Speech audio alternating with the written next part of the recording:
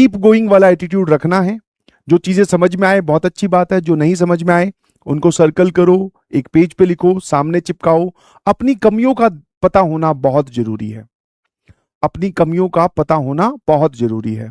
एक अच्छा एस्पिरेंट वही होता है जिसको अपना weak topic, weak subject, weak corner पता हो। ठीक है, तो जो भी आपकी कमियां हैं उस पर सुधार कीजिए और पलट पलट के फिर से वार करते जाइए जब तक कि वो चीज ठीक नहीं होती। और अभी आपका एआईटीएस भी है मैंने सुना है, तो एआईटीएस पहला है क्लास 12th का। जम के तैयारी कीजिए, वही सिलेबस आ रहा है जिसका आप मेंस का, एडवांस का, बैच के अंदर टेस्ट, डिब्बी बहुत सारे सॉल्व कर चुके हो। तो प्रॉपर एआईटीएस के लिए अपना एक टाइम निकाल लो, रोज आपको रिवीजन करनी है, कुछ 1 घंटे 1.5 घंटे का टाइम निकालो। एआईटीएस को हल्का नहीं लेना है, ठीक है, हाँ है ना। बाकी लोगों के लिए जो जेई की प्रिपरेशन या नीट की प्रिपरेशन या कॉम्पिटिटिव एग्जाम की प्रिपरेशन नहीं कर रहे, उनके लिए और सारे फेस्टिवल है और चीजें हैं। हमारे लिए सर जब तक हमारी ये क्वालिफाई नहीं हो जाता तब तक हमारे लिए एआईटीएस जैसे जो एग्जाम्स हैं ऑल इंडिया लेवल के, वही हमारे लिए एक फेस्टिवल का रोल प्ले करेंगे। उसकी हम जम के तैयारी करेंगे। जब हमारे घर पे दिवाली या होली आने वाली होती है तो हम लोग उसकी तैयारियां स्टार्ट कर देते हैं। वैसे ही एक एस्पिरेंट के लिए क्या है कि जब आपकी जिंदगी में एआईटीएस वाला एग्जाम आ रहा है तो आप उसकी जम के तैयारी करो। समझ गए, हाँ है ना। जम के तैयारी करनी है बिना किसी रुकावट के, और उसमें पूरा अपना जी जान झोंक देनी है, बिकॉज बढ़िया लेवल का पेपर आएगा। बहुत सारे बच्चे, क्लास 12th के ऑनलाइन के सारे बच्चे, ऑफलाइन के सारे बच्चे पीडब्ल्यू के, और बाहर के भी ऑफलाइन के बच्चे उसमें बैठेंगे। तो आपको एक अच्छा खासा मतलब देखने को मिलेगा कि भाई एआईटीएस में मैं कहां स्टैंड कर रहा हूं, कहां मेरी स्टैंडिंग है, क्या और स्कोप ऑफ इंप्रूवमेंट है। समझ में आया। बढ़िया लेवल का पेपर होगा, जैसा जेई मेंस का पेपर आता है वैसा ही। ठीक है, तो जरूर आपको देना है। समझ गए मेरी बात। जो पूछ रहे हैं कि एआईटीएस क्या है, तो ऑल इंडिया लेवल का टेस्ट होता है बेटा। अब तक आपके बैच के टेस्ट चल रहे थे, वो चलते रहेंगे। अब आपके पास ऑल इंडिया लेवल का भी टेस्ट आएगा जिसमें बहुत सारे बच्चे बैठेंगे। ठीक है, वो आपके जो लोग ऑनलाइन देख रहे हैं वो घर से उसको फ्री में अटेम्प्ट कर सकते हैं, उसके कोई पैसे चार्जेस नहीं है।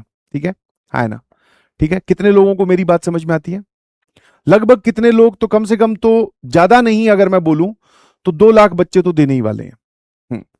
करीबन करीबन 2 लाख, ये मैं कम से कम बोल रहा हूं, ध्यान रखना। तो सर 2 लाख में अगर हम, ये वो एस्पिरेंट है जो एआईटीएस दे रहे हैं, मतलब कि ऑब्वियसली अपनी तैयारी को लेकर सीरियस है। क्योंकि जो सीरियस नहीं होगा वो तो पेपर देगा भी नहीं, है ना, वो तो पेपर देगा भी नहीं। समझ गए। तो इसलिए तुम्हें अभी से ही रिवीजन के छोटे छोटे स्लॉट्स बना लो कि भाई संडे को मैं 1.5 घंटे या 2 घंटे एआईटीएस की रिवीजन करूंगा, फिर मंडे को, फिर ट्यूसडे को 1-1 घंटा निकालो, अलग से सेपरेट टाइम उसके लिए निकालिए। और कुछ नहीं करना है, अपने नोट्स, अपने डिब्बी और आपने जो भी टेस्ट दिए हैं उनमें जो क्वेश्चंस पूछे गए हैं उस सिलेबस के, और जो आपको लगा कि एक थॉट प्रोवोकिंग क्वेश्चंस है, उनके सॉल्यूशन दोबारा देखने हैं। लूप में चीजों को चलाना है, कुछ भी नया अटेम्प्ट नहीं करना है। कब है? तो मेरे ख्याल से बेटा ये आपका 9 अगस्त को है, मतलब अगले संडे को है। सही बोला है मैंने? है ना, है ना, 9 अगस्त को है। हाँ, आपके पूरे टेस्ट प्लानर में उसका सिलेबस दे रखा है, और मैं भी आपको एक बार सिलेबस बता देता हूं। ठीक है, 1 सेकंड मुझे दीजिएगा प्लीज।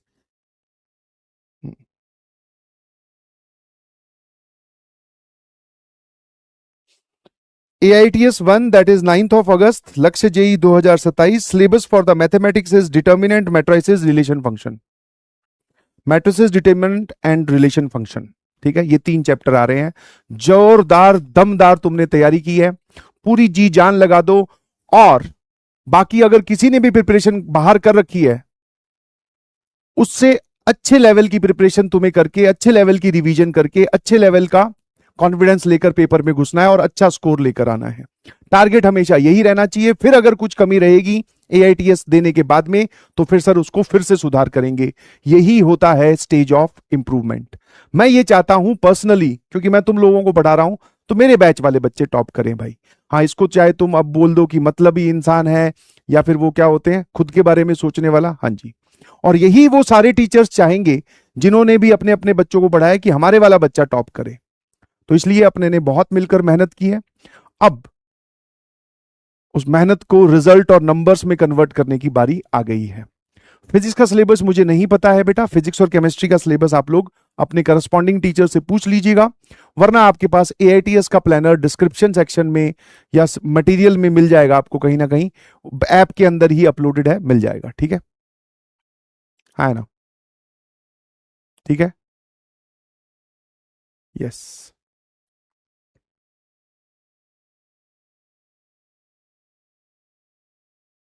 ठीक है, हाँ। आइडियल रैंक और ये सब कुछ नहीं होती है, तुम अपनी पूरी जी जान लगाओ, कोशिश करो 180 प्लस लाने की। 300 नंबर का होगा ऑब्वियसली सर, है ना, 300 नंबर का पेपर होने वाला है, हमें 180 प्लस लेकर आना, ये स्टेटमेंट मैं सबके लिए बोल रहा हूं। अब 180 प्लस तो 300 भी होते हैं, 200 भी होते हैं, 210 भी होता है, तो वो सारा एक बढ़िया स्कोर है, आप देखना कि आपकी बहुत अच्छी रैंक आएगी। All the very best from the my side.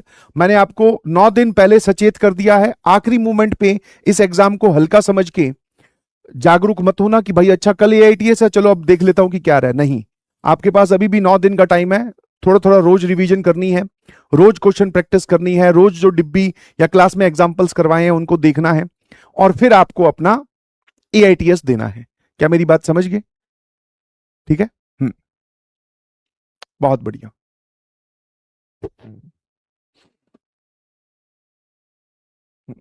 ठीक है, हाँ, चलिए आगे बढ़े। हम्म,